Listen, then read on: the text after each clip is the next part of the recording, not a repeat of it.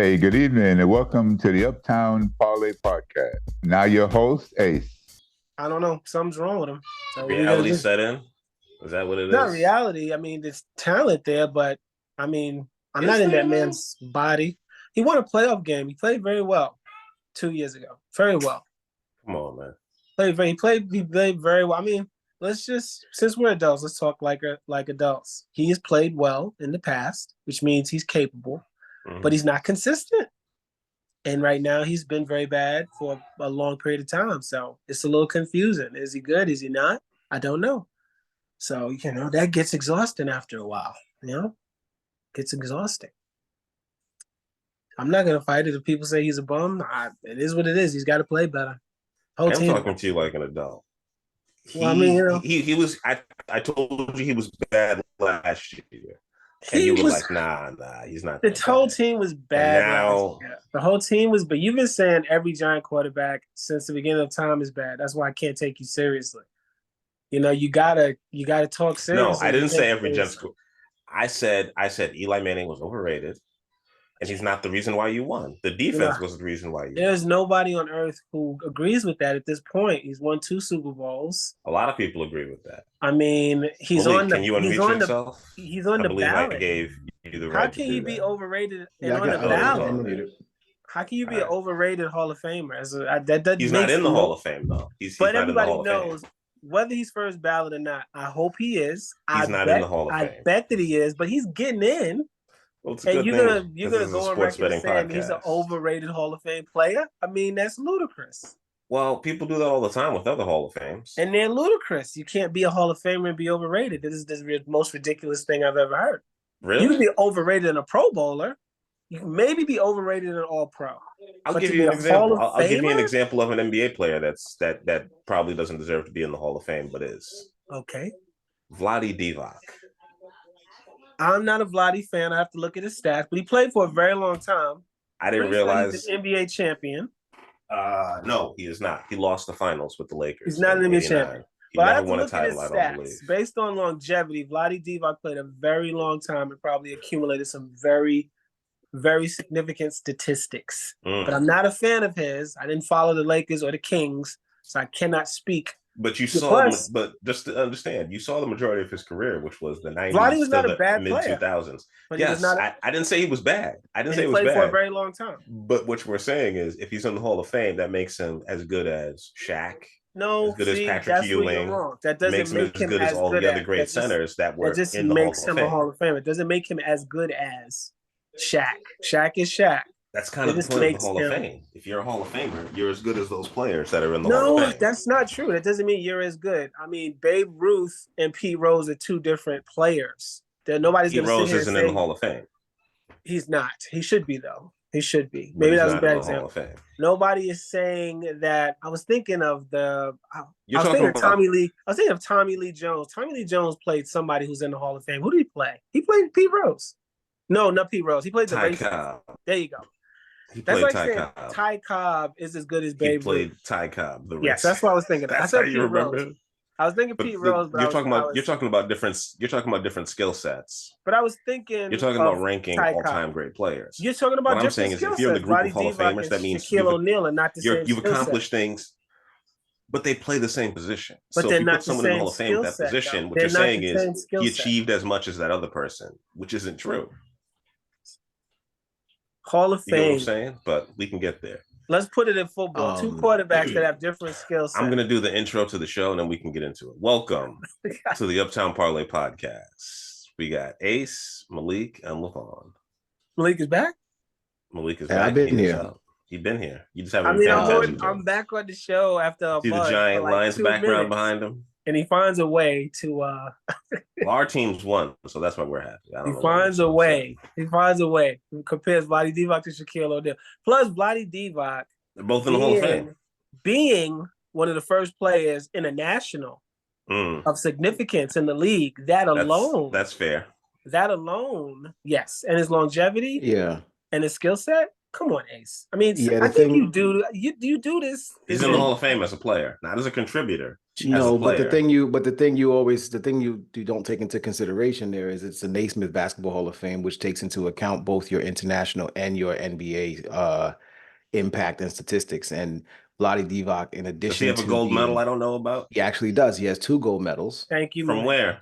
From the European Championships, and he has two World Championships, 2 gold medals from the World Championships. There you go. So the U.S. lost to Yugoslavia in the international. Here he goes. Did not know that. There he goes. He won gold in the World Championships in 1990 and 2002, and he won gold in 1989 and 1991, the European Championships. That's who we lost to in 2002? Vlade Divac is worthy of the Hall of Fame. If you say so. In the same vein that Yao Ming is a Hall of Famer, he didn't have a Hall of Fame NBA career, but he has a Hall of Fame international career, because it's not just about, for basketball specifically, it is not just about who? Yao Ming? Yeah. You can't. No.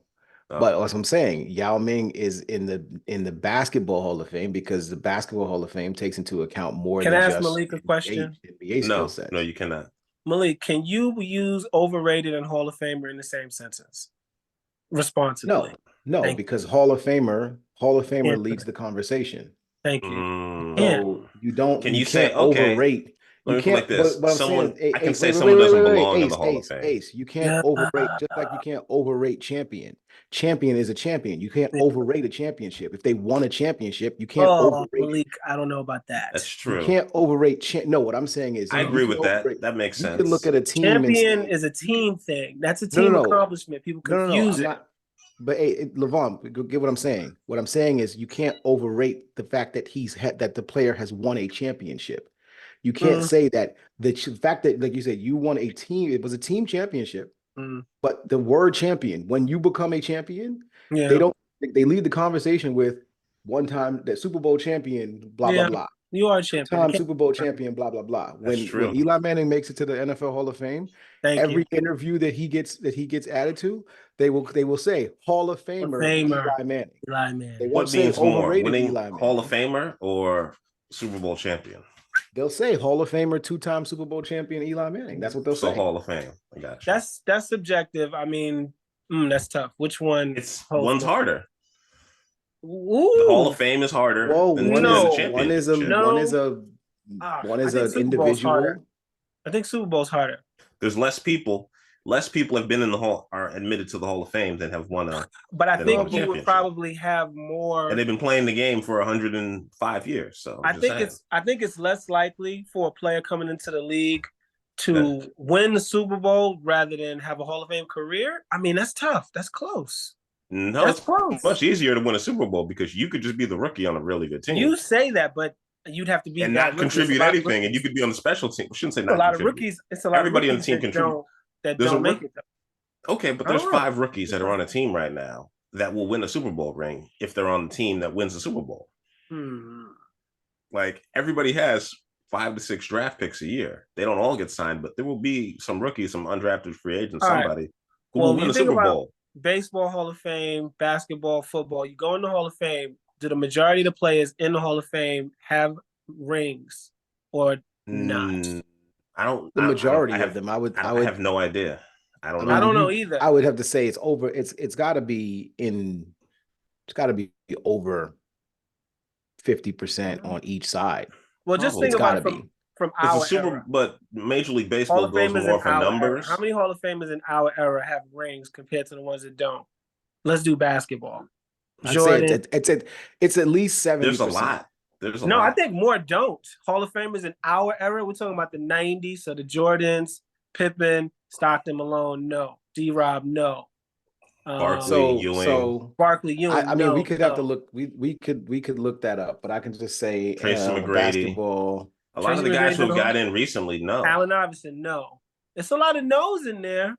It's a lot of no's. So I think champion might be more. But there's also a lot of yeses, like Mourning, Shaq. Shaq's got his. Kobe's not in yet, but he will be. Kobe's got his. Kobe's in. But I mean, Steve Nash. Kobe's in already. Yeah, they put him in posthumously. Okay. Steve Nash, did he get in yet? He's been out for a while. No, yeah, Nash is in. Yeah, Nash didn't have a ring. So I think in the NBA, it's more 50-50. I think if we thought about every league, no, not 50-50. We just named a ton of names. Again, yeah, but NBA, you didn't count Kobe, you didn't count Shaq, you didn't count. Yeah, we counted four people: Jordan, Pippen, Shaq, Kobe. And Pippen. We have to account for the fact that it's not just an NBA Hall of Fame; it is a basketball Hall of Fame. So you can get into. Grant Hill is in the Hall of Fame. He didn't have it's called. I hear what you're saying, but it's called the Pro Football Hall of Fame. But I don't know anybody who's played in the USFL who got into the Hall of Fame. But the NFL, but that's what I'm saying. The Pro Football Hall of Fame is about NFL football. Yeah. The Basketball Hall of Fame, that's why they don't call it the NBA Hall of Fame. They call it the Basketball Hall of Fame. That's what I'm saying, Ace. They don't call it just like the Baseball Hall of Fame is not the Baseball Hall of Fame. It's the Major League Baseball Hall of Fame, the NFL, the Football Hall of Fame. Is it really called that? Because I just thought it was. I've been to Cooperstown. I just thought it was the Baseball Hall of Fame. It wasn't on MLB. They do have contributors, but nobody from Japan or Korea is. Huh? Nobody from Japan or Korea is, and so I get your point. So wait, you can get into the Hall of Fame you can get to the Hall of Fame. It's called the National Baseball Hall of Fame. Whoa, wait. What about playing the NBA? What about Ichiro from the Mariners? Oh, okay, so it's only for America. But if he played in Major League Baseball for like 16 years because of his feats as a baseball player in the major leagues. He should be up by now. It's because it's called the National Baseball Hall of Fame, so it's nationwide. It doesn't take into account international. I got you. International accomplishments. So that's what I'm saying. So with basketball, when Grant Hill got in, there was a lot of because of his college career about whether or not he had a Hall of Fame career, and most people would say because of the injuries he didn't have an NBA Hall of Fame career. But those 2 Duke championships, they matter, and if that's the case, got Christian Laettner's going to get in somehow. That got counted when you think about his eligibility, right? And so that gets included. So yes, I would say, if we look at the list of basketball Hall of Famers since 1990, if Vince Carter, if you just look at that list, it's probably going to include people that didn't win championships, but it's likely going to also include people that didn't even play in the NBA, people that may have only played a little bit of time in the NBA, but had great careers in other areas of the sport. So, I would just take that into consideration. But I think to take this back to football, because this is where it started, that is where the conversation started. Doesn't belong in the Hall of Fame. Yeah, that's where it started. He's just a hater. You gotta give that. You gotta take it back. I was very happy. Listen, I was very happy when as you my beat friend, the Patriots and the first time. You can't say such a ridiculous thing. We're 40. It's not a ridiculous thing. It's not ridiculous. A lot of people believe this. A lot of people in America believe this. You've got to get off of this path. You've got to let it go. It's ridiculous. I don't have to let go of anything. It's ridiculous, man. I know I was hard on you all those years, but let it go. Let it go. I have to agree with Levon. I think it's a foolish conversation at this point. I think to say that Eli Manning is not worthy of the Hall of Fame. There's so many other worthy people that deserve to get in before him, in my opinion. Oh my goodness. Name me quarterbacks. Name me quarterbacks. Specifically quarterbacks. Yes, because that's who he's. So he's not. I have to do a whole separate. I have to do a whole separate show on this, but I hear you on that. He's not measured against. He's not going to be measured against. You're not going to measure Eli Manning against a running back or wide receiver. You're going to measure him in the realm of quarterbacks. Okay. And if you look at his statistics, if you compare his statistics with his accolades and championships, name me a quarterback. Well, the statistics change from era to era, but I hear you. They do. Name me a quarterback who has the statistics that he has with the championships that he has that is not in the NFL Hall of Fame. Well, I can think of one. There may be one or two, and those people, there may be one or two who played for the same team. Actually, Phil Simms. He doesn't have the same stats as Eli. He doesn't. Played in a much earlier era, but 2 Super Bowls. He did, but he doesn't have the stats. And a lot of Pro Bowls. Eli holds the record for most passing yards in a single playoff in that 2011 season. Most passing yards by a quarterback. Wait, in 2011? Really? Huh? Yeah, 2011. Most passing yards. Most passing yards by a quarterback in a single playoff. Not a game, but the actual entirety, all the way to the Super Bowl. He owns that record. And not to mention just the moments. I did look up a bunch of passing yard stats. If you listen to the show on Tuesday or Wednesday, I should say, we ran down who the top 10 passers for the 2000s and 2010s were. So it'd be interesting to maybe see next time we'll do the rushers. I'll get that together. With as much as they throw in today's NFL, it'd be interesting to see how long that record stays Mahomes, intact. Allen, it's been how many years? It's DJ been Stroud. 13 years. See ya. Been 13. He was excellent that year. That's all. Like, I don't know why Aaron's still downplaying that man's We're gonna jump into these games. Let's do it. We're gonna jump into these games here real quick because there's been a lot of sad quarterback play, and I don't know. I think he gets more credit for the wins than he does for the bad years that he played, and I think that's it's underrated. Well, when you're qualifying Hall of Fame, we don't qualify the bad shit. Like, why do we even need to worry about that? That's not what we came for. Because they draw different lines for different people depending on how much they like them. We're going to. So there are some people who are like undeniable, so they got to get in. Whose good shit rises to the top, and then there's other people who like accomplish the same amount of numbers and then they don't get in. Well, if that was the case, then Brett Favre shouldn't be a Hall of Famer. Waters. Then he's overrated. Barber. Because Brett Favre threw me an interception. So you know what? I ran down all of those stats. I said he was a compiler. I ran it all down. I ran down how many picks he had, how many games he played, how many, man, won one chip. I'm mad I missed this. I hope we get to talk about it. I know you guys probably talked about Lamar Jackson at some point. Ad nauseum. I have a very interesting stat about Lamar Jackson. And I know you probably. Did you know that since did you know that since 2020 these weeks? Yeah, did you know that since 2020 Lamar Jackson has more rushing yards than Christian McCaffrey since the 2020 season on? Wow. Well, did he get hurt in between then? Because I believe McCaffrey did, but so did Lamar. That matters. Oh, we have both. Well, I think Christian Lamar was injured a few times. Yeah, Lamar's played, I want to say 9 more games than him in that time span. That's a good amount. But 9? I'm just saying, it's that surprised me that a quarterback, even if it is that quarterback, any quarterback, just since 2020 till now, which I thought was nuts. But that's, random stat to throw out there for the people. We're gonna jump into these games real quick. We're not gonna pick all the games. I'm gonna skip some of the games that I think are trash or obvious, but if they're your best bets, you can include them. And you want to get to your picks. I'm going to go to New Orleans at Dallas. Dallas is somehow favored by 6.5, depending on which site you go to.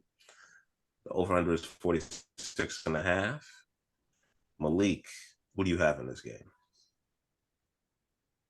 I think it's fair that Dallas is favored by 6. They're at home. They were undefeated at home last season. This is they're known to be a extremely good home team. And New Orleans, despite the fact that they scored 47 points last week, it was against Carolina Panthers. But they beat them how they were supposed to. So that's true. They did what they were supposed to do, but there's legitimate conversation about whether or not the Carolina Panthers should qualify as an NFL team at this point. And so I think a 6-point spread is taking into account both sides of that equation. Dallas is a 12-win football team coming off of a division title, and they're undefeated at home. So that, I think that makes perfect sense. I think Dallas. I'm picking Dallas to win this game and cover. I did watch the entirety. Yeah, I watched the entirety of the Saints game against Carolina, and again, although they really did look good, there's I still have questions about their offensive line. I still have questions about their receiving group. Beyond Chris Olave did not have a good game in that game. Rashid Shaheed did come alive and made some big plays. And the offense was able to get things rolling, but that wasn't against the quality and the caliber of defense that the Dallas Cowboys can put in front of them. There's nobody on the Carolina Panthers that can even sniff the capabilities of Micah Parsons and his ability to blow up an That's offense. fair. And the main thing I draw on it with respect to Dallas is the best way to beat Dallas is to run directly at Dallas, and that's not the way that the Saints like to play. Their running game is not a smash mouth in your face, No, style of play. they're not built And like that. that will lead them to, third down and long. You put Derek Carr in those situations, and he's likely to give at least one of those away. So I'll pick Dallas, and I'll take the cover on that. 6.5. I think that's a pretty good number to lay. So I'll take Dallas and probably the under. I don't know what the over under is on this one, but I'll take Dallas. 46.5. 26. Yeah, that's a pretty high number. So I'll take Dallas in the under. I will take Dallas in the over. For all the reasons Malik said, I think DeMarcus Lawrence, Michael Parsons, and that secondary, they might be able to get a couple of deep touchdowns. I don't know, but he's going to have some time to do that. It doesn't make sense as to why Carolina got rid of Brian Burns. They should have just paid the man. He made their defense so much better. That's why they got rid of him. Because they're rebuilding that team. They're rebuilding that team. Understood, but he's your best pass rusher. But they're rebuilding that team. You can get as many picks as you want. If you're still going to be sorry, you're still sorry. I'm not paying anybody if we stink. If I'm paying you $30 million and we still stink, then why am I paying you $30 million? Like we can stink with defense. We can stink with a rookie. we can be bad with guys not making any money. You got to sell some season tickets. You got to sell some hope. Levon, PSLs will sell themselves. Everything Malik said, I agree with. I mean, it's not a hard game. Dallas is really tough at home, and they are a regular season team. They've proved that the last couple of years. They are a big regular season stat stuffing team. They're at home. Dak got his money. CD got his money. The Saints beat up on a bad team, a division rival who they know very well. They beat up on them. It's an easy first game for them. I think Dallas wins, and I take over that 46. I think Dallas puts up 30, and the Saints might get like 10, 13 points. Somewhere. All right. Something like that. I think they roll the Saints, and the Saints get some garbage points in there. So I'll take the over, and I like Dallas. All right. Next up, we're going to skip the Baltimore game, which has the highest spread of the week. Do not really want to touch that Baltimore-Vegas game, but we're going to get into the New York Giants at the Washington Commanders. The Commanders are 2-point favorites, and the over-under is 42.5. Levon, we're going to start with you since you are a New York Giants expert. Well, the reason I don't like very much to do this is because it's hard for me to be unbiased. They are. You can be unbiased because they're playing a pretty young team. It's also rebuilding. No, if I was being unbiased, I'd have to pick the Giants to lose. I mean, they didn't score an offensive. They didn't score an offensive touchdown. All right. The offense looked totally discombobulated. The defense is young on the back end. There's no veteran leadership back there. The guy they just paid, I just talked about, Brian Burns, only registered 1-2 pressures. Kayvon Thibodeau didn't register, but one QB hurry. He had that penalty, that face mask. I mean, they look bad against a Minnesota team that, if I'm not mistaken, it was picked to be the worst in their division. And Sam Darnold, who was supposed to be the backup to the rookie. And he came in, and I think his first 12 passes, he went 12 for 12 to start the game. But without rehashing old stuff, Washington got blown out by Tampa, but they still showed some decent things. They scored some points. Jaden Daniels was pretty mobile. I think he ran for like 80 yards. He's a mobile quarterback. He's a quarterback, and he didn't throw for any TDs. He didn't, and a lot of his passes, if I'm not mistaken, all went for 10 or less. Nothing traveled in the air over 15 yards. He didn't really hit Terry McLaurin much either. I think Terry only had like 2 catches, 4 targets. Yes.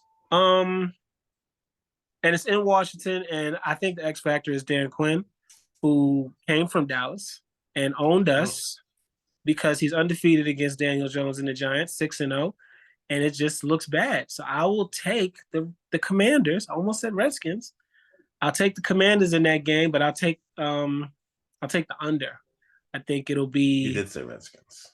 I was about to. I did. Did I say Redskins? You just did. Okay. You did. I'll take the Commanders and the under in this one. All right. Thank you for that. I appreciate that. It's been 4 years, by the way. They changed their name.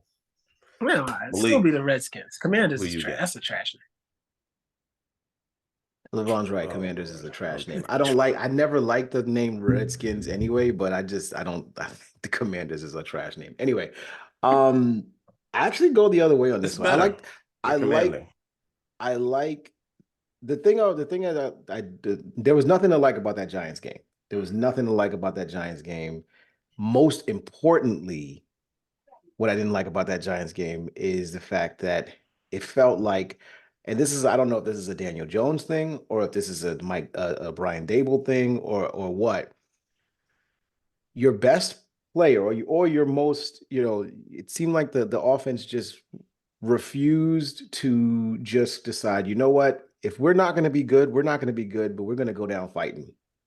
We're going to go down we're going to go down like peppering and feeding that rookie receiver and seeing what the hell he can do. We're going to, open the offense up and we're going to put Daniel Jones on the run. I get it. He had the ACL he had the ACL situation, but it didn't seem like the Giants played or attempted to play to any strengths that they do have on their team. They were on their heels the entire game. And, again, it could just be the factor of, not playing the entire preseason or play calling being relatively vanilla in the first week of the season. So I'm not going to hold that against them, too much. Washington and Jaden Daniels, as much as I love Jaden Daniels, LSU quarterback, Heisman Trophy winner, you know how much I love Jaden Daniels. He looked very much like a rookie quarterback in his first game in the NFL. Agreed. He's definitely at a point, and Levon made a good point about Dan Quinn. Dan Quinn's a defensive head coach. Jaden Daniels is definitely at a point in his career where he's first read. If that first read is covered, he's running. Yeah. That's what he's doing. He's not going through progressions. He's not looking at second read, third read. So if there is an opportunity to be from a coaching perspective to keep this game relatively close, keep this game at the low scoring level, and give the Giants an opportunity to win this game outright and get a backdoor cover, I think this is it. I think the Commanders are they won't be the same team in 8 weeks. Catching them now in week 2 when Jaden Daniels is still a rookie, I would be surprised if he just went off on this Giants defense, because I do think that the Giants defense is actually pretty good. I do think that Dexter Lawrence is a damn good defensive lineman. I do like their defensive line. It's pretty significant. I mean, they got some names on that defensive line, right? With Burns and Thibodeau and Lawrence. They should be able to make things difficult for Jaden Daniels and put him in passing situations and force them into 3 and outs. And if you're doing that and you get the ball on the other side, I mean, Daniel Jones he's been read the riot act by New York media and all of the fans. Dude, you got 1 year left on this contract, all things considered, because those last 2 years are probably going to get voided. Just drop back and throw that ball to, just throw to Malik Neighbors, throw to your receivers, and just let it all out, man. Stop. Just do what you can. Just let it all out and just go balls to the wall to try to score as many points as you possibly can. But I think that they could still score with the Commanders. Even that being said, I think they can score with the Commanders. I want to see them score with the Commanders. So I'll pick the Giants. I'll take the 1.5, but I'm not laying this as a best bet because as Levon stated so eloquently, this game could literally go anywhere. We would not be surprised if this thing ended up 13-10.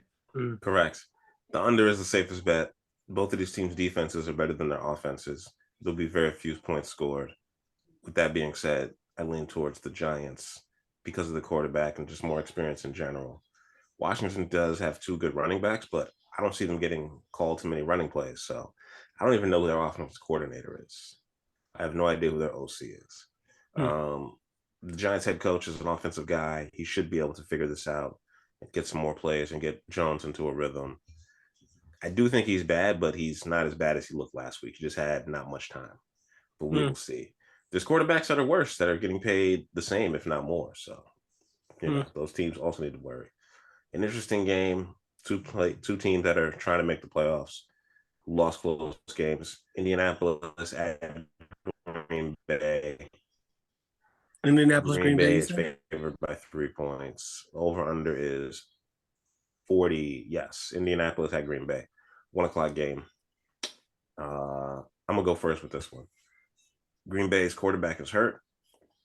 Malik Willis is gonna have to start well, he gets a little bit of extra time because they play on a Friday, but they're flying back from Brazil, which I believe is like a 11-hour flight back to Green Bay. It's going to be, they've already been practicing. We'll see how that goes. I imagine they've had to teach him the offense in a week. I don't know how that's even going with him because he's literally been on the team for about 3 weeks. So I don't see that going great for him. Green Bay's defense kind of got worn down by Saquon. Jonathan Taylor's a really good running back. And they have a really good quarterback that can also run in Anthony. Why am I forgetting this guy's name? But Anthony Richardson. AR. And I think Indianapolis is going to walk away with this one. It's going to be my first lock of the week on Indianapolis. Green Bay is going to have to do too much to cover up for a third-year quarterback who's only had, I want to say 2 or 3 starts. So I don't see this going great for them. I could be wrong, but unless Malik Willis really has it and understands football a lot better than I think he does, I do not see this going well for them. So Indianapolis Colts, lock of the week. And if you're in a survivor pool, I would either take this or I would take San Francisco. Go ahead, Malik. I love how Green Bay is refusing to put Jordan Love on IR. And they're just gonna list him as doubtful this week. And they know damn well he's not gonna play. He's not playing. He's not playing. He's probably not playing for the next 2 to 3 weeks. Maybe the fact that they're not putting him on IR means he won't be out for 4 games, which is the requirement for some players on IR.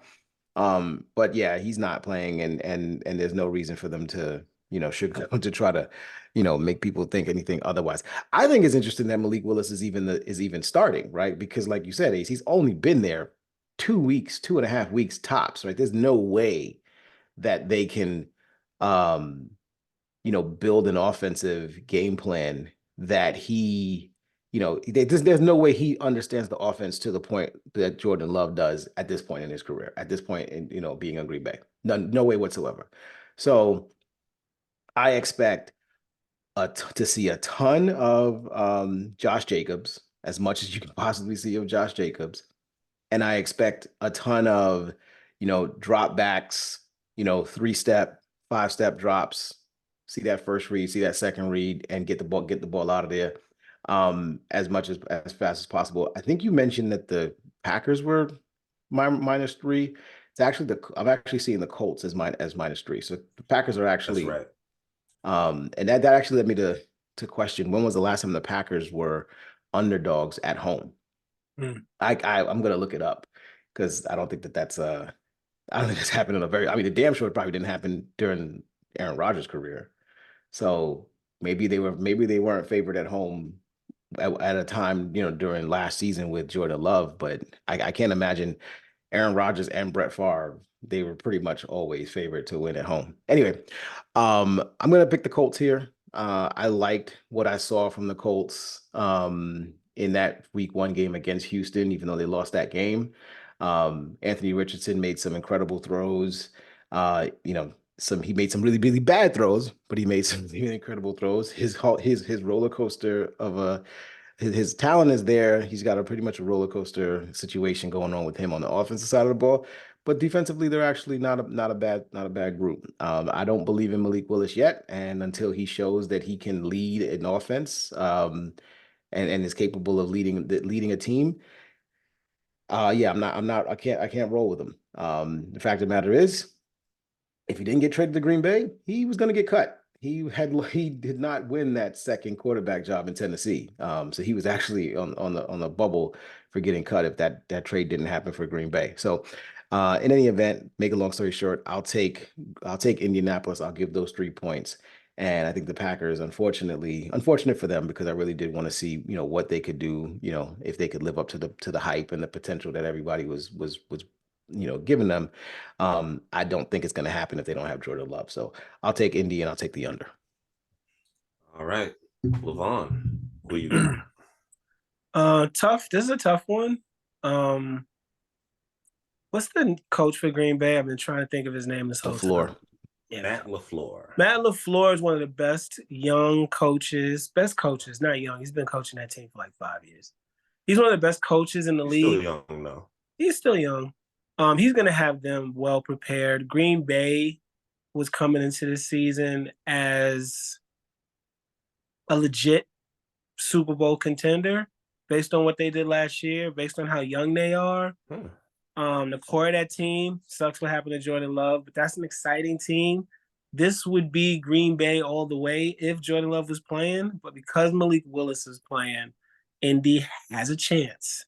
But going on the road, not in the dome, Richardson fools everybody because ESPN showed those throws a lot, but I think he only completed 9 passes. That's all he needed. He completed 9 passes, so take away those 2, the rest it was 7.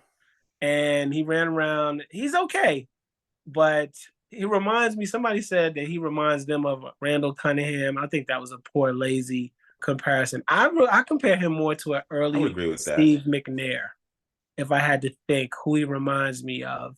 Early Air McNair, more so than like Randall. Somebody said McNair was a way better thrower of football.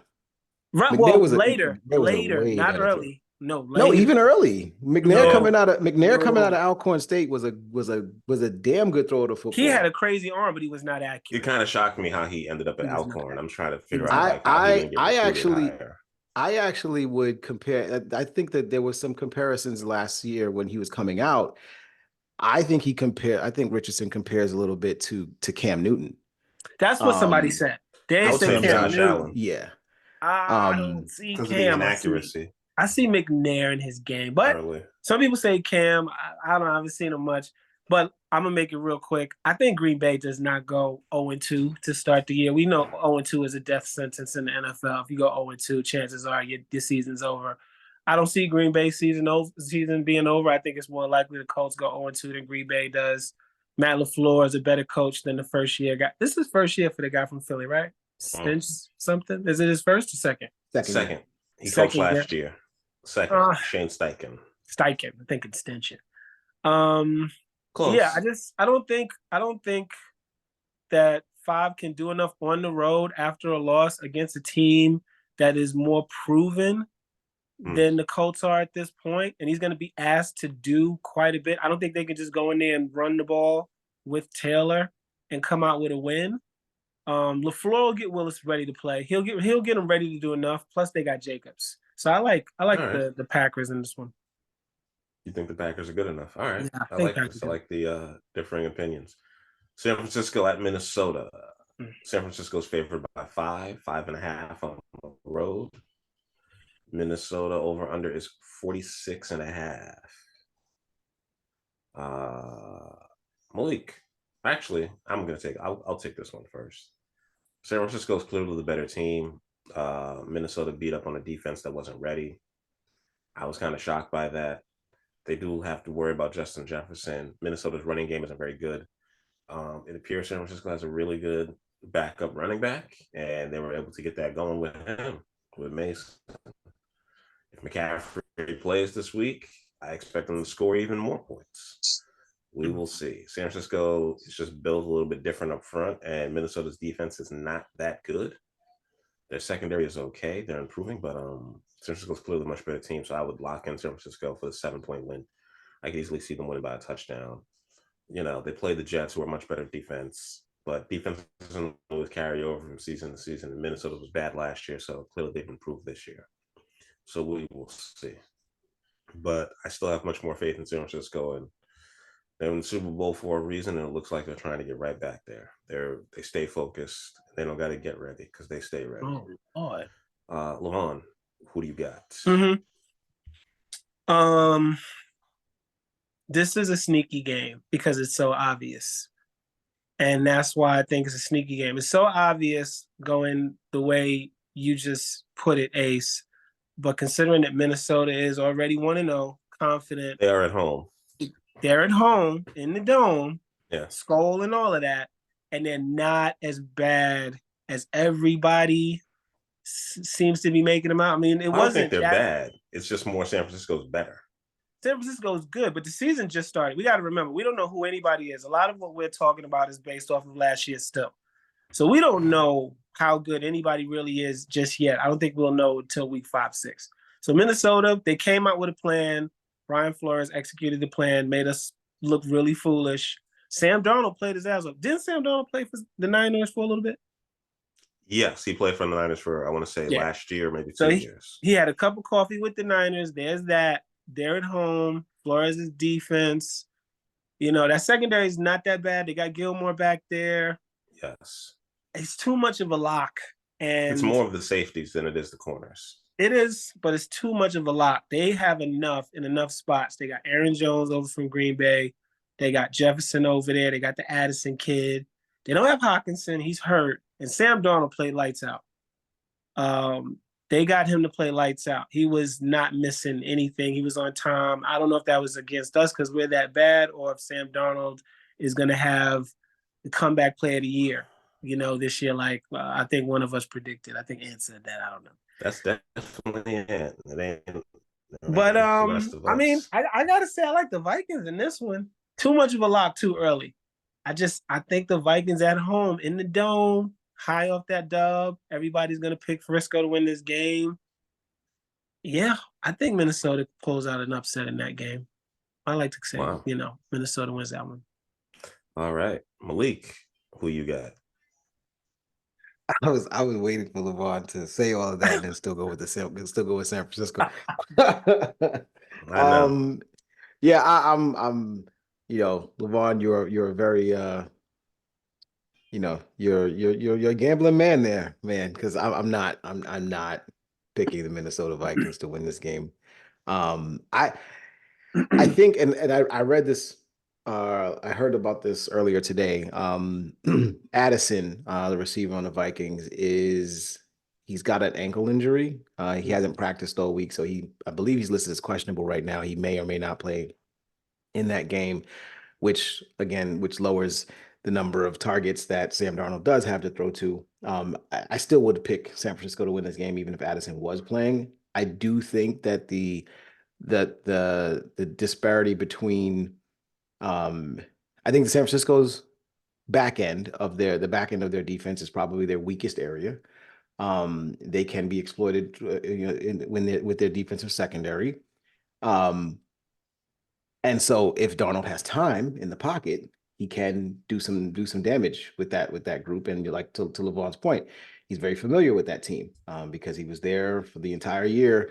The entire year last year, he was backing up and he was probably running scout team, probably running second team against them. So he knows who those guys are, especially, from that standpoint. So I do think the game is able to be close. And this line being 5 or 6, does give me a little bit of cause to pause. And this is why I won't make this a best bet, because Minnesota is at home. So I do think that they'll be able to keep the game close. But I don't think San Francisco loses this game. I think San Francisco wins this game. I won't say handedly, but I do think that they come out with the victory here. The fact that they are the better team, to Ace's point. They're in the dome, so there's no issue with weather or anything like that. That's going to cause a problem with them. And Ace, you said that the 49ers have a pretty good backup running back. I actually think I would actually take that a step further. I think the 49ers and Kyle Shanahan is just a really good offensive coach. Oh yeah. And that's just the reality of the situation. It doesn't seem to matter which. Look, you give a Shanahan a running back, and it seems to work out pretty well with them. The Shanahan's period. Mike, Kyle, I don't know if they got a grandkid. Like whoever is, if it's a Shanahan and he's got a running game, he can make it happen. He can make it work. It's just if you give him Christian McCaffrey, it's not fair, right? That's the whole point. It's like, but they seem to be able to do whatever they need to do. And then obviously Deebo Samuel and Juwan Jennings and Brandon Ayuk just coming back into form. Like they have so many weapons on that team and so many ways to defeat you from an offensive standpoint. And it's just going to make it really hard for Minnesota to keep up with them, especially if they're down a man on the offensive side of the football. So I would pick San Francisco win this game. I would pick San Francisco to cover the number at 5. But I'm not locking it as the best bet because I do think, to Levon's point, I do think a lot of things, lean into Minnesota's favor, and they could absolutely keep this game close. And I wouldn't be surprised if they did sneak out a win. And the last thing I'll say is Kevin O'Connell is a damn good coach.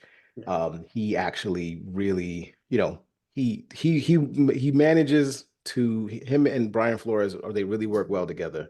And I've been watching for the last 2 seasons, and definitely have respect for both of them on the sidelines calling plays for the Minnesota Vikings. So I don't think the Vikings are bad. I thought the conversation about them being the worst team in the division was a little bit hasty. That's true. I always thought it was going to be Because Green Bay. I just didn't. Yeah, I was just like, yeah, it's a little bit hasty to just say that they're the worst if it's just by default because you know, um, of how high people are on your boy Caleb Williams back there. But yeah, I think Minnesota's a damn good, talented team that can play up with just about anybody. We'll give San Francisco a competitive game, but we'll lose out in the end. So I'll take San Francisco in the over. All right. I'm That's locking gonna in be San one to watch. Francisco for my second lock of the week. What are you going to say?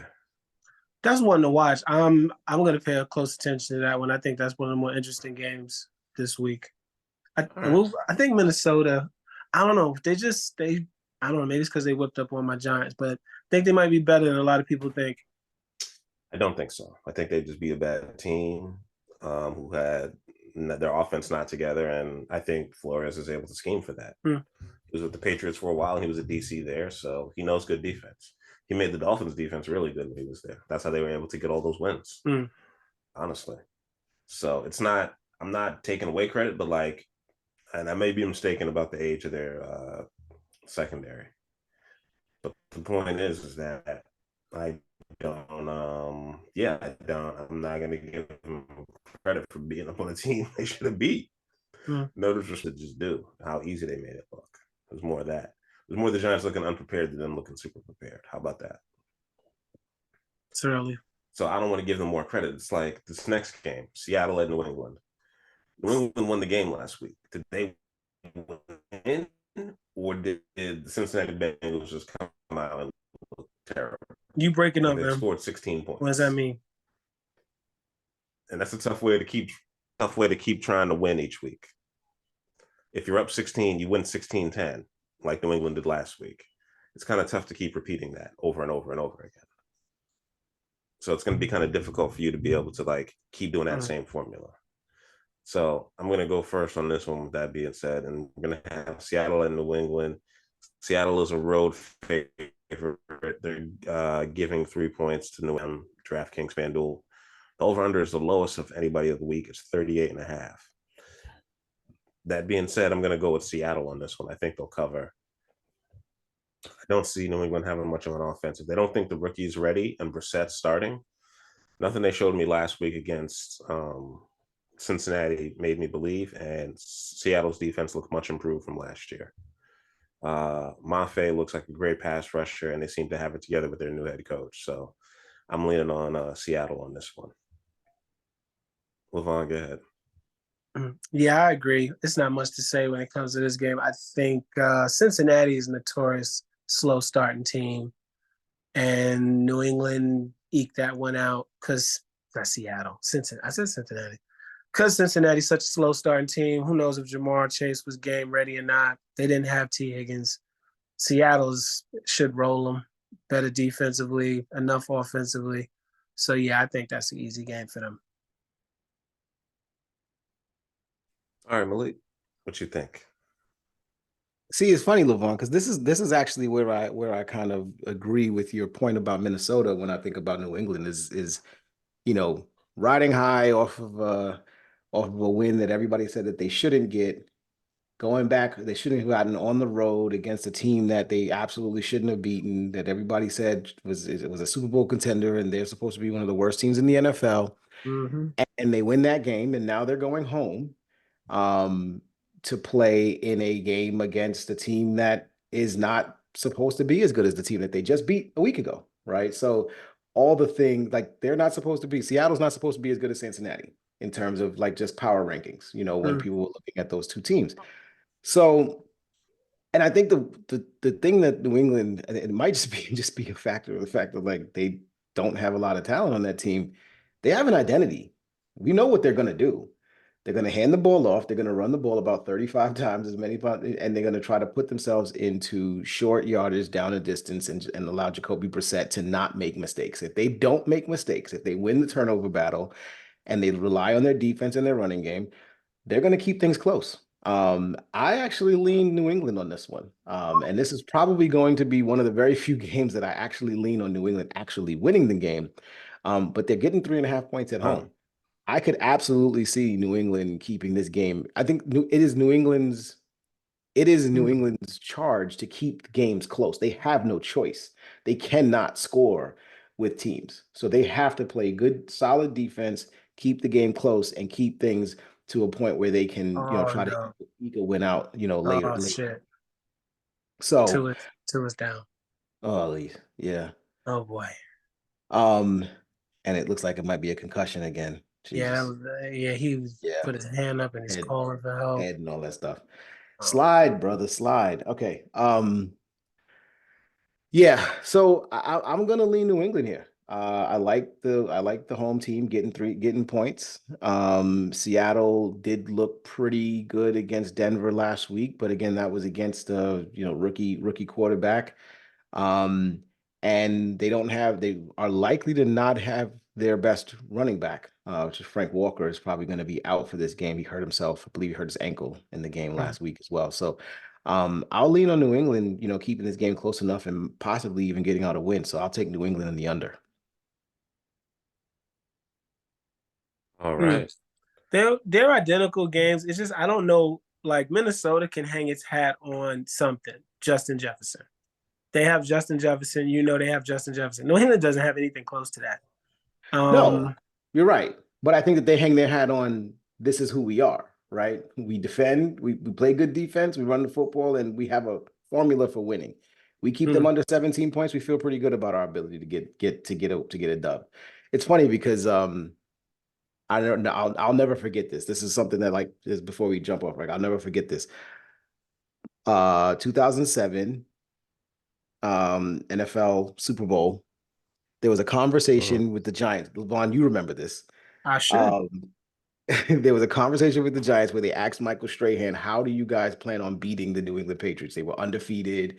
And, obviously they hadn't lost a game the entire season. They were this like high-powered offense. And Michael Strahan said, if we keep them under 17, if Yeah, we keep them under 20 points, I like our chances. I think we can beat them.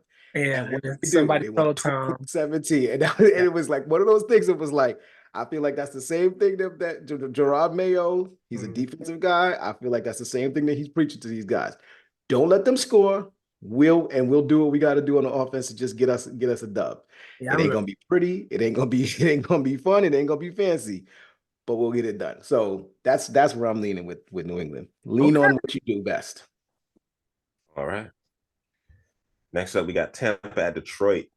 Detroit is the biggest favorite we're going to talk about. Detroit is favored by 7.5. The over-under is 51.5.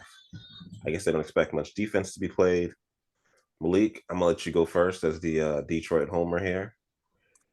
Let's see how honest you can be. Who Oh, do you I'm have gonna in be this game? very, I'm gonna be very honest, and I'm gonna be very short. I do not like this point spread at all.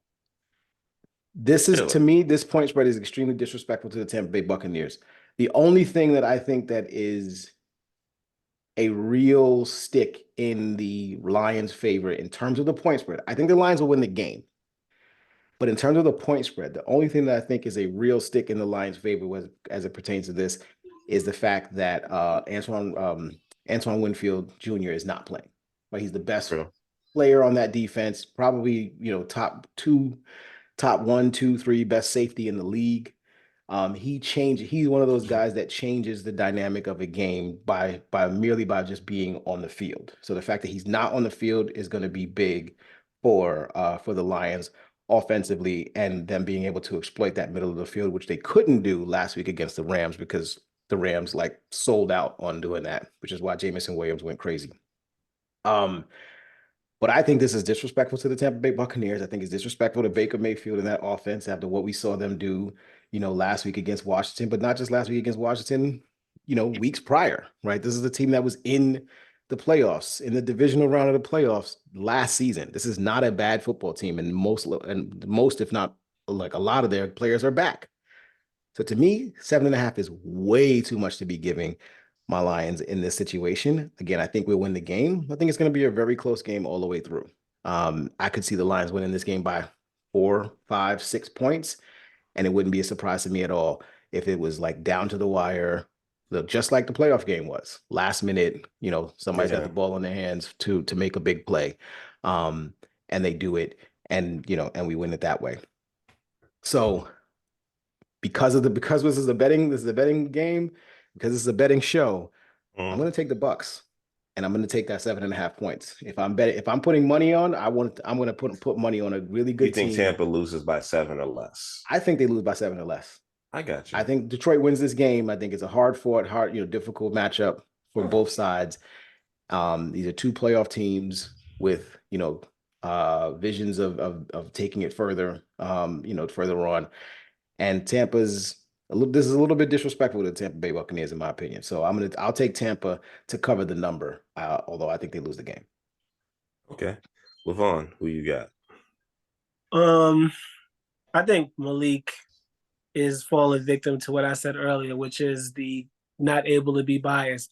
When you're a fan of a team, most of the time you're either going to go all the way one way or all the way the other. And Detroit is way better than Tampa Bay. Tampa Bay beat up on a bad Washington team with a bad secondary, and Baker, he lit them up.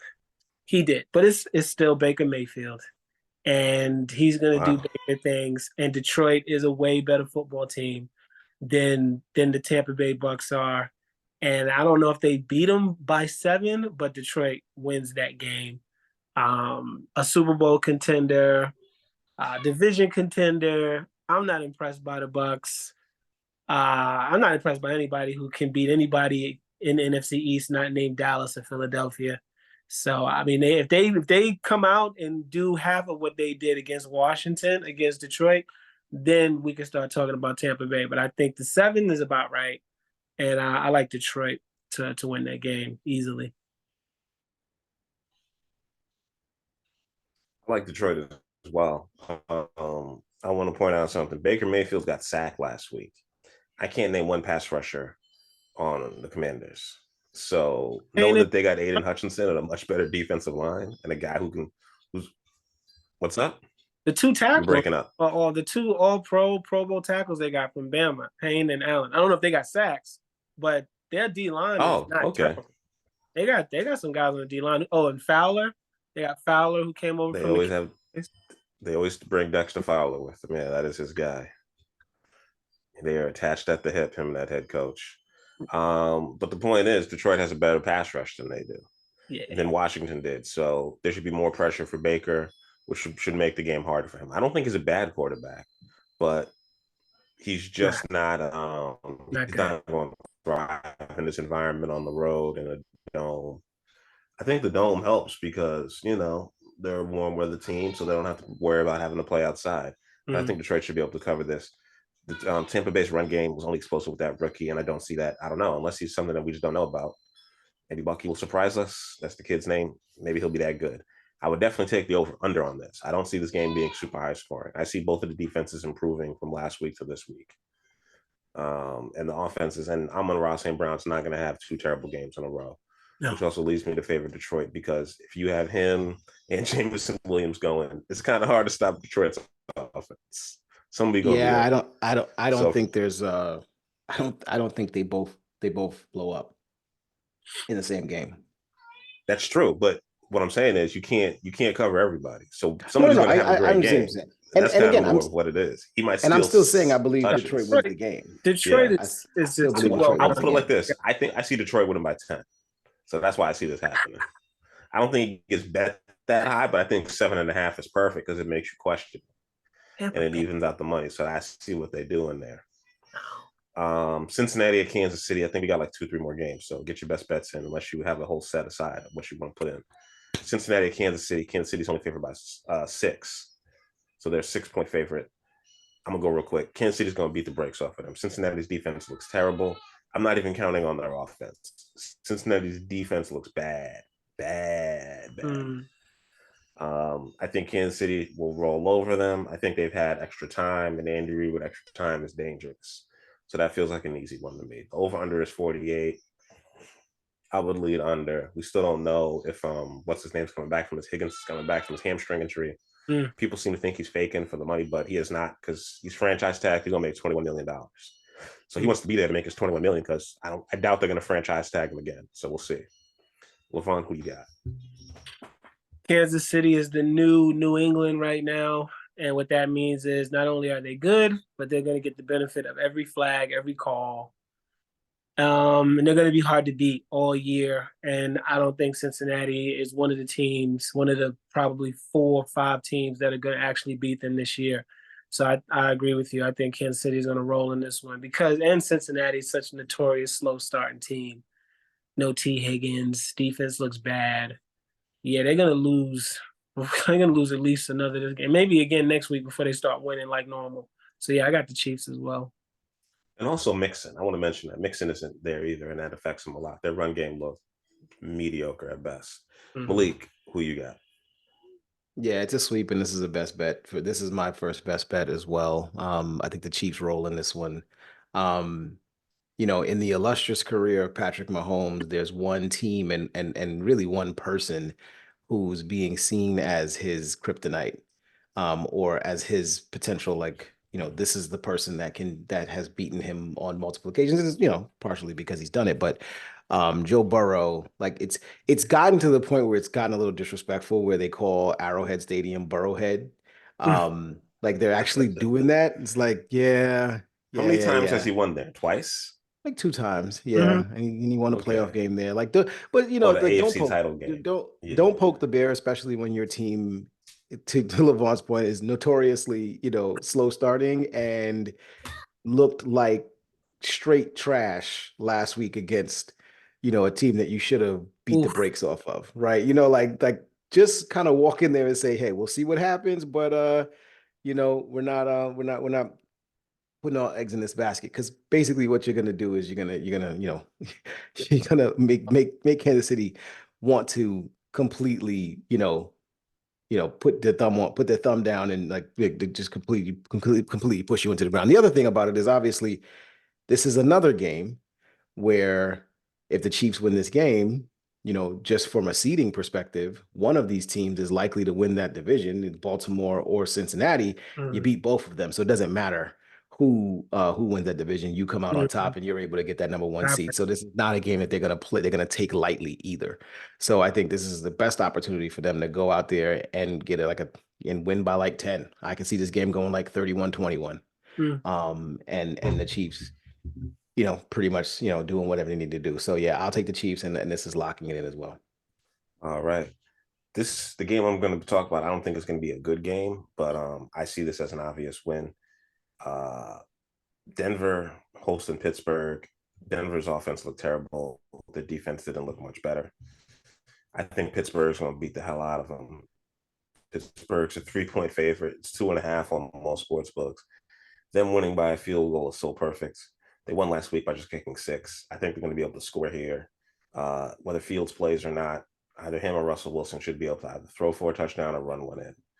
Pittsburgh's running backs look pretty good. Their defense was just able to shut down Atlanta. Lock of the week for me. That's my 4th one.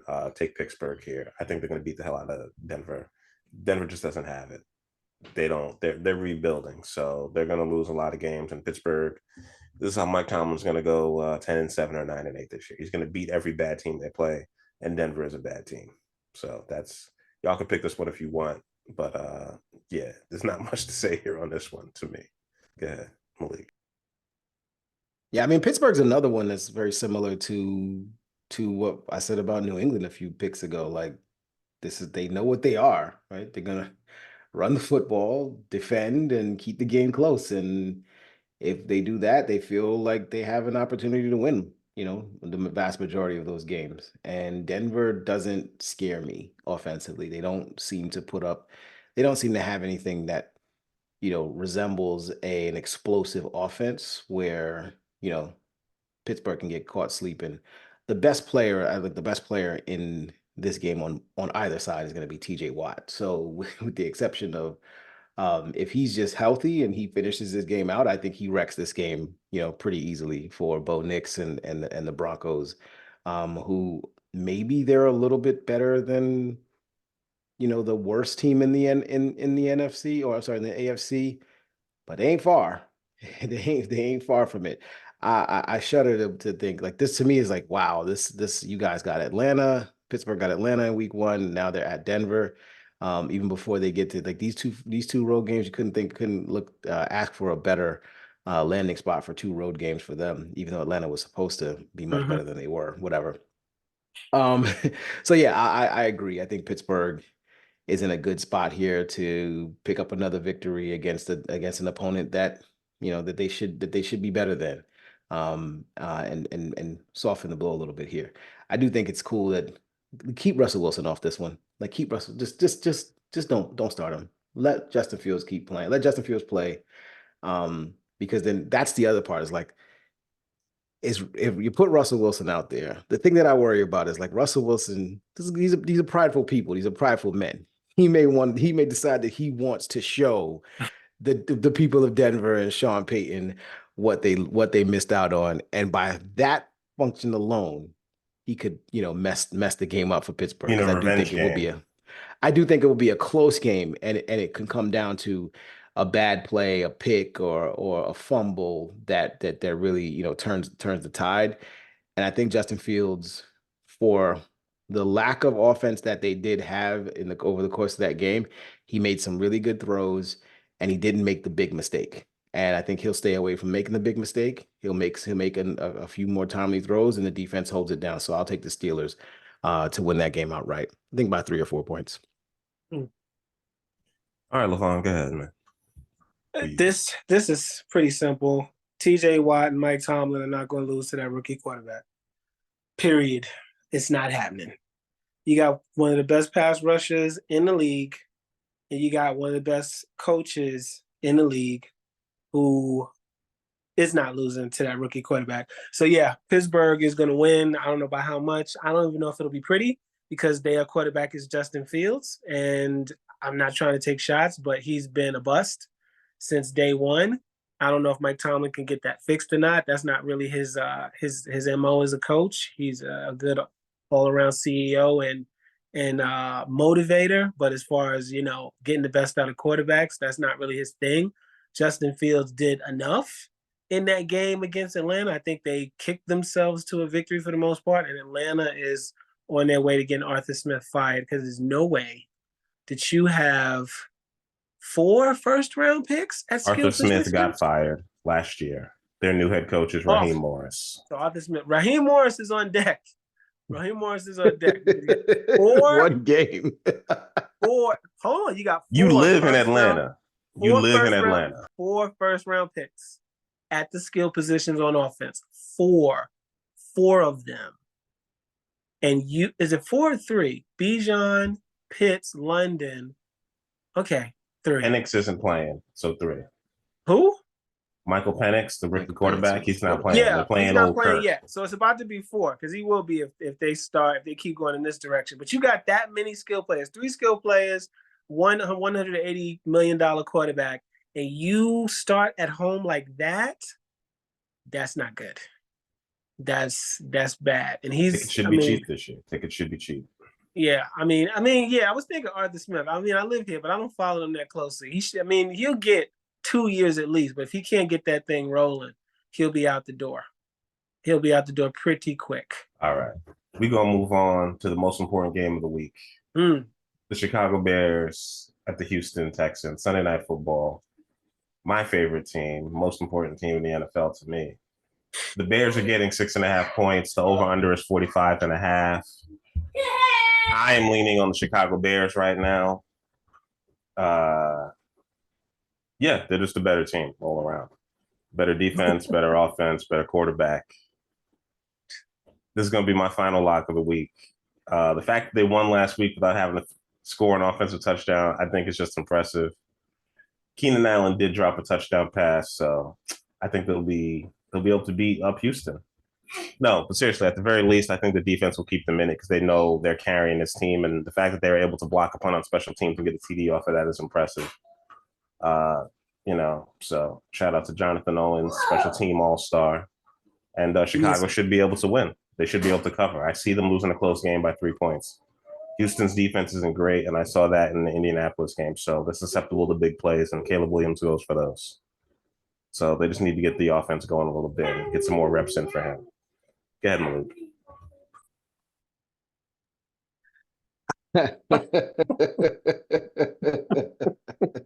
Now, Levon, you were talking about me and my homerism pick like that, thinking of Detroit and stuff. I mean, is this not the most homerist homer picks here? Like, don't take all of it. Leave me some meat on the bone, please. Yeah, I will. Leave me some. To watch a team go out last week and be as putrid as they were on the offensive side of the ball at home. I mean, the Bears should have given the game ball to Will Levis last week. Like, that's who should have gotten the game ball. That should have been nobody else on that field. But to look as bad as they looked on offense, they looked great on defense. They looked good on defense. They looked good on special teams, and we knew that this team was going to be okay from that standpoint. But to look at that team and that offense, knowing that they have to go to Houston to play against a team that's shown no signs of slowing down, shown no signs of getting worse, and to think to yourself, I think they're gonna go in there and have a good one. It just screams like hubris and arrogance and love for your team. And I get it. I love my team too. But I'm not picking the Bears to cover this number. I think this is a pretty easy one to pick.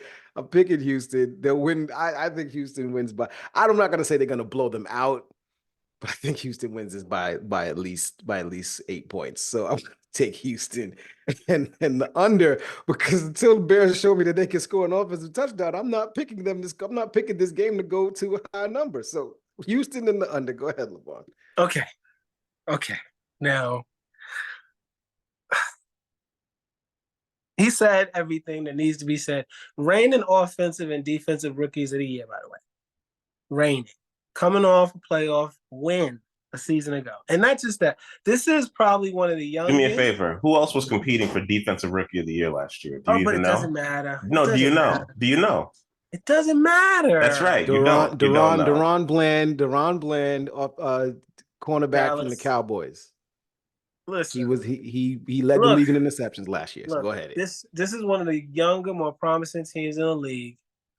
Nico Collins, Tank Dell. I mean, the list goes on. They got a good young coach. The Bears have promise, but it is too early. And rookie quarterbacks very rarely, if at all, get off to fast starts. And he showed it. In preseason, everybody was singing his praises when it was vanilla and it was basic. He tried that circus running behind the line of scrimmage and got dropped. It's going to be bumpy, and he's on the road against a team that is a now team. They're going to struggle. And if they win... They struggled last week. The offense is getting on track this week. Against the Titans. So against Houston, in Houston... The Bears got talent, but I just don't see it coming. It's like Malik said earlier. I forget what team he said. He said week 5. What team he was talking about? He said we're talking about Washington. Very similar. What's more likely? I want to ask this question. What's more likely? The Bears get blown out, or the Bears lose this game by a field goal? Blown. Get blown out. Blown. Really? That's more likely than them losing by a field goal. Yes. The number says 6.5, Ace. That's Vegas telling you it's more likely to get beaten by a higher number than losing by a field goal. It's Houston. I don't know if the dome is still broken or not, but it's still dome. Chicago they're a grass team. That's a fast track. No, blown. Does Houston play on grass though? They have grass in some domes, but I'm just wondering, do they? I don't think that's grass. It might be it's turf or something, but it's not grass. All right. No, man. I mean, Caleb would have to have the game of his life. It wouldn't take that much. You got a good young team. The Bears are on their way. They really are. But it's too early to say you truly believe they can beat Houston right now. Not right now. Not on the road. It's not too much because it's my 5th lock of the week. So I just wanted you to know that. All righty. Cool beans. The Texans are my 2nd lock, by the way. I'm locking in the Texans here. Do you know how many offensive yards the Texans generated last week? On the road against wasn't there? That was on the road against the Colts. Yeah, that wasn't was on the road. That was on the road against the Colts, correct? In a divisional game on the road. Mm-hmm. Yeah. Do you know what their yards were?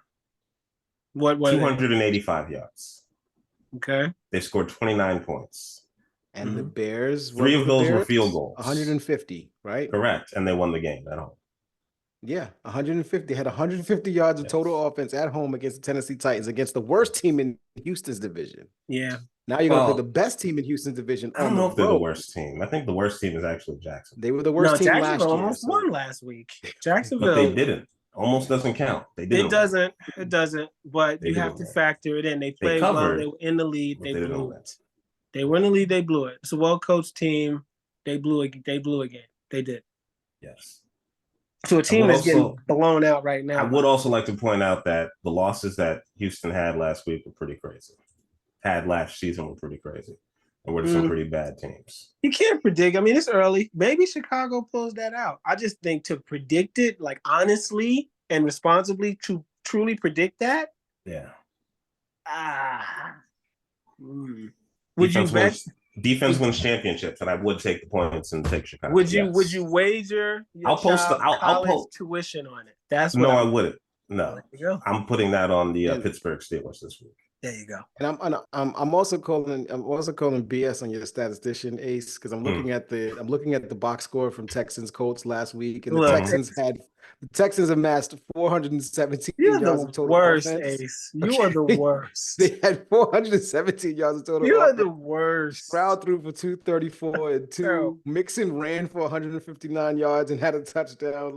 Nico Collins had 117 yards receiving. Those were net yards. They were the offensive yards. They had 204 yards of passing and 213 rushing yards for a total of 417 total offensive yards. So I don't know where this is coming from. So I'm just fire your statistician, whoever that person happens to be. Houston is on their way, sir. On their way. I have to talk to Greg about the stats, but we'll see. Atlanta at Philadelphia, literally Monday Night Football, last game of the week. Manning cast, not doing great numbers with Bill Belichick. Kind of surprising. I actually liked him. He seemed interesting. He seemed like to give pretty good information. Yeah, like the numbers were better last year, and they had pretty good guests. They had Adam Sandler there talking about the Jets. But I think it's because the game got so bad, so they just kind of wanted to watch the game without hearing the Mannings talk over it. You know, they're getting $700 million over 10 years with ESPN. That's crazy. Omaha Productions. Anyways, Atlanta at Philadelphia. Atlanta is getting 6.5 at FanDuel, 7 at BetMGM. I think most sportsbook have it around there, 6.5 or 7 points exactly. The over/under is 47, which is ambitious because I don't see Atlanta scoring that many points. Levon, since you are a resident of that city for the past decade, I'll allow you to go first. Maybe you follow your home team. Not really. I didn't even know who the coach was. I forgot Smith got fired. I thought they put his graphic up next to the Falcons for some strange reason. That's to show how bad they were last year, probably. Possibly. It's amazing how bad that team is. I mean, defensively, they're not great, but you would think they would be able to put up something offensively. Kirk Cousins is competent. It's only one game, and Pittsburgh is always well prepared, and they always play great defense. Maybe that's what it was. But Philadelphia is an enigma. Jalen Hurts didn't play great, and they still scored 31 points against Green Bay. They just have enough, and they can do enough in certain situations to get by, even if their quarterback is not playing great football, you know? And they got Saquon now, which is like the worst. Don't make me pick this game. I can't. I abstain. I can't pick this game, man. You're abstaining. Yeah, I'm abstaining. I can't. I didn't realize you. Okay. It's going to be a long season in that regard, and I will not. Supreme Court Justice Levon is abstaining. I'm abstaining. Malik, you're also a resident of the state of Georgia. Yeah, I don't know what that means. You may actually know more about Atlanta, knowing the fact that you follow football and know that the head coach is not Arthur Smith. I did know that. I was very much aware that Raheem, was the head coach. Can you pick? Was the head coach. And Zach Robinson is the offensive coordinator. I was having a conversation with somebody about the offense in Atlanta and how Where is he horrible from? it was.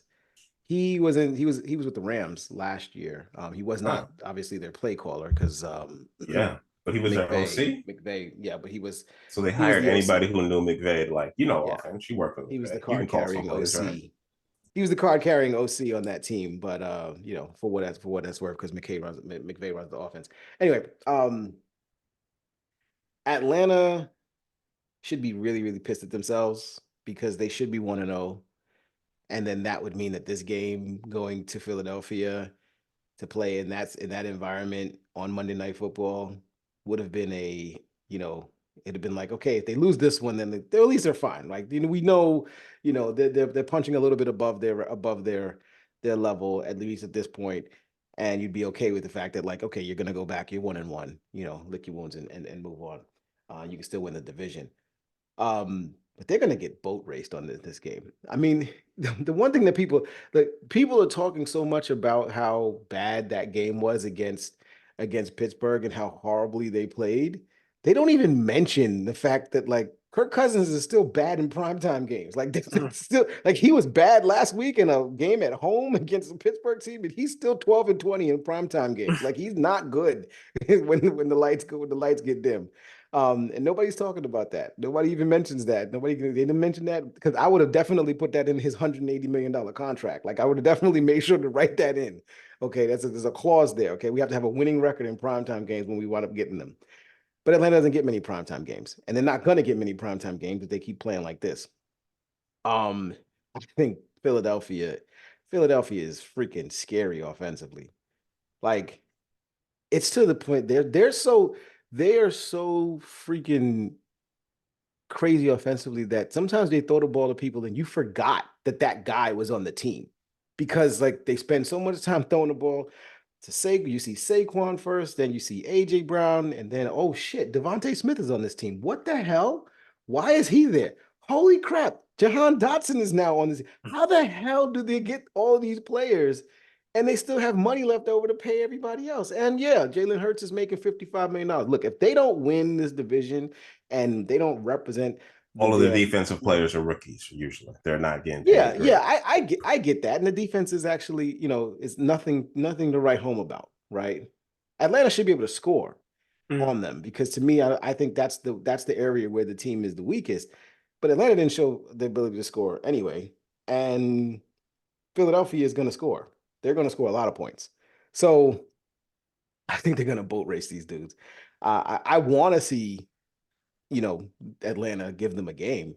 I'd like to see a good Monday Night Football game if possible. I don't think it's going to happen. I'm taking Philadelphia and the over, and I'm locking this as my third lock of the week. Wow. Okay. Do you have any other locks of the week, or you're just going with three? I'm just going with those three. All right. Cool. I'm gonna pick this real quick. Kirk Cousins can't move. I watched the highlights of that game. The man can't run. He can't step to his left. He can't step to his right. He's going to do 3-step dropbacks, and he's going to do a lot of handoffs. And you knew when they were running, and you knew when they were passing. When they were in the pistol, they were running. When they weren't, they were passing. He was doing everything from shotgun because he can't back up that quick. He tore his Achilles, and I don't think it's fully healed. I don't think he's fully ready to go. Unlike Aaron Rodgers, he didn't have basically the entire season to heal. And they're only 4 years in difference. So Aaron Rodgers is 40, and he is 36 years old. I'd like to remind everyone, you know who also retired at 36? Dan Marino. Okay? So I need y'all to understand. Don't expect this guy to be able to move around in the pocket, to be able to step up and make deep passes. If you have Drake London in fantasy football, trade him. Do not put him on your daily fantasy team that Sunday because he's not going to surprise the Philadelphia secondary. They're not going to do much. Bijan Robinson is going to disappoint you. If he was your first round pick in fantasy, you're probably going to lose. Trade him. Trade him for whoever you can. Sorry about that. I'm going to get that alarm. But yeah, Atlanta's going to lose. They're going to get the break speed off of them. And that's it from me. Levon, do you have any shout outs? Yeah, I got one. Lines up with the last game we picked. Shout out to Saquon. Saquon deserves this at least one season.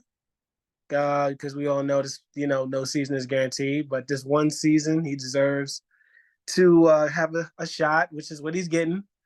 And even though I wish it wasn't with the team he's currently with, uh, as painful as that is to see, every time I see it, I am happy for 26. He was an excellent Giant.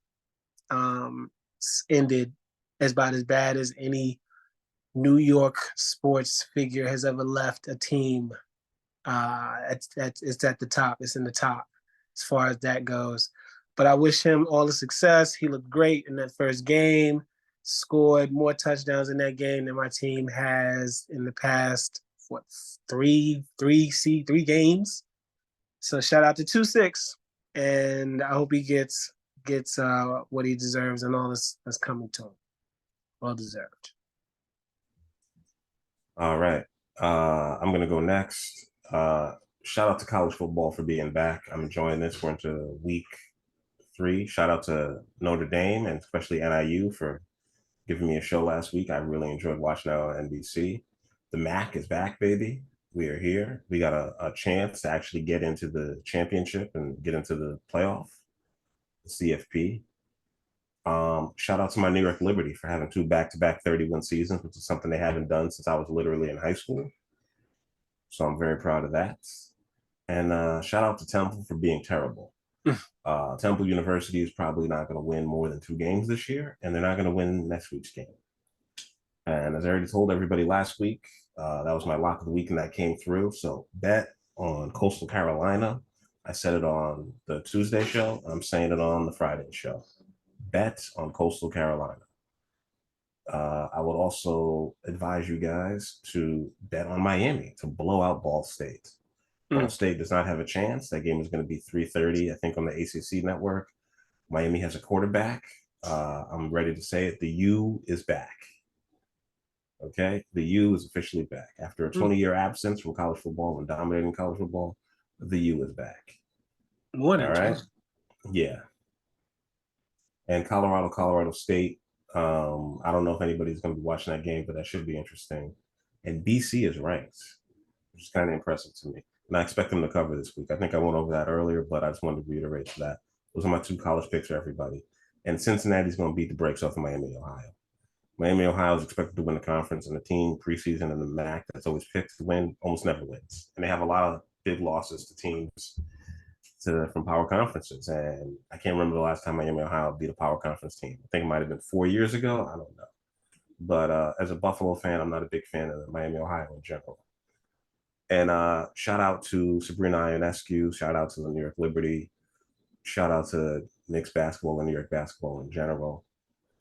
And shout out to my guy, Caleb Williams, leading the Bears to another 11-win season this year and to the playoffs. Malik, who you got? Oh, and shout out to Fat Man Scoop, who passed away and we didn't get a chance to shout him out the last episode. Shout out James Earl Jones and Rich Homie. Yeah, and Rich Homie. Well, I shouted out Rich Homie Quan prior to the first episode.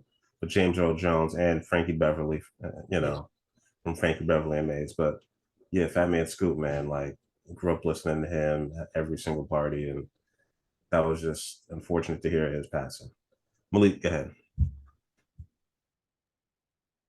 Yeah, that was pretty crazy. When we all heard it, and I keep telling my wife, like, I don't know, for some reason I thought he was older than you guys, and he was a really young guy too, only 53 years of age too. Yeah, so I only have two quick ones. Since we did not record this during the summer, and I didn't get a chance to say shout out to Jalen Brunson for becoming the 36th captain of the New York Knicks. Huge accomplishment. And if I was Julius Randle, I'd be a little pissed about that because, kind of been here longer and done a little bit in my career too as a Knick. But whatever. Take less money. and makes less money. Yeah, whatever. So shout out to Jalen Brunson for that. I know I know you're gonna do well, and you're gonna, obviously wear that banner. And shout out to the Knicks for, like, I don't know if you guys saw like the Twitter reactions, but like basically the entire team did a reaction video on Twitter or X, reacting to it and all the players and not just No, it's all the Twitter fans, here. It's still Twitter. all right, whatever. All the players from the team and like a bunch of New York Knicks, New York Yankee, captains of all of the New York teams, Yankees, Knicks, Rangers, Giants. Like basically, if you've been a captain of a New York-based team over the last 40 years, you recorded a video congratulating Jalen Brunson, and I thought that was really cool. So shout out to them, shout out to him, and shout out to them for doing that, and looking really looking forward to this upcoming New York Knicks season. Secondly, and a little bit tongue in cheek on this one. Shout out to Jamar Chase for going on TV, and again, this is what I'm talking about kind of just poking the bear. So I don't know if you guys have seen this. He went on. He was talking to, I guess, somebody in the media, and he explained that Cincinnati Bengals are the team to beat in the AFC. Like this is what he stated, and this was after they lost to New England at home. He, poked out his chest and said, "Yes, the Cincinnati Bengals are the team to beat in the AFC." Leading into this game that they're getting ready to play against the Kansas City Chiefs. Look, I don't know what he's thinking by saying this. Of course, I know NFL players are supposed to be they're supposed to be, prideful and believe in themselves and all that, and that's fine. But I really think, and I love Jamar Chase, LSU, everything. But I really think there's a time and place, and you should just not say anything after you've just gotten your ass whooped by the by the New England Patriots at home. You should just take a page out of Bill Belichick's playbook and just say nothing. Say it's off to Kansas City, and we move on. And maybe when things are a little bit better, maybe when your quarterback, his wrist is perfectly fine and the defense is playing well and you're actually able to win games that you're supposed to win, maybe that's when you start talking a little bit of trash. But at this point, yeah, I don't think it's going to go really well for you. And Ace was mentioning about sitting and benching all of your stock in the Atlanta Falcons against Philly. I'm not starting Jamar Chase it'd be really hard for me to start Jamar Chase in fantasy football this week either. You probably don't have a choice because you drafted him like in the first round, but I'm not really feeling high about his projections there this week. So yeah, shout out to him though. Say it with your chest, man. Just go ahead and do it. If you're gonna fall on the sword, fall all the way on that bitch, and that's what you're doing. All right, and that is it for us this week. Please follow us on all the social media platforms where you can find us: Twitter, Threads, IG, wherever else we are at. Follow us on Podbean. Please like and subscribe. Leave a comment. Let us know how we're doing with our picks. We will update you throughout the season. And just like last year, so far, we are still above 50%. My college picks are hitting a little bit more than my NFL picks, but either way, we're still doing pretty good, y'all. So follow us on those. Oh, and shout out to Shannon Sharp, man. Yeah. Shout out to IG Lives and Shannon Sharp. Yeah. Congrats to him on his on his new partnership with Roman.co. His new endorsements. I think he's going to be keeping those in the side for real. Like of course. Now I believe that whole thing was a sham. Really? I don't know, man. He seemed embarrassed. They had the jokes ball, but he seemed embarrassed. The Roman.co endorsement that comes within 24 hours of this whole thing happening. Come on. No, he worked for Disney. Like, come on. This is not something you want coming out for Disney. Please, they didn't see anything. To what Cameron said, it does seem suspicious. It's extremely because you got to press 4 buttons to go live, and you got to be like, no, confirm, I want to go live. Exactly. Yes, I've gone live before. I don't know, man. He don't know technology. Accidentally. This is a man who had a flip phone up until like 2015. Yes, allegedly to him. So you don't accidentally go on IG Live. It's not a butt dial. It's not like a butt dial. Well, either way, we are out. This has been a long show. We'll see y'all later. Peace. Can't butt dial an IG Live. You better get out of here with that shit.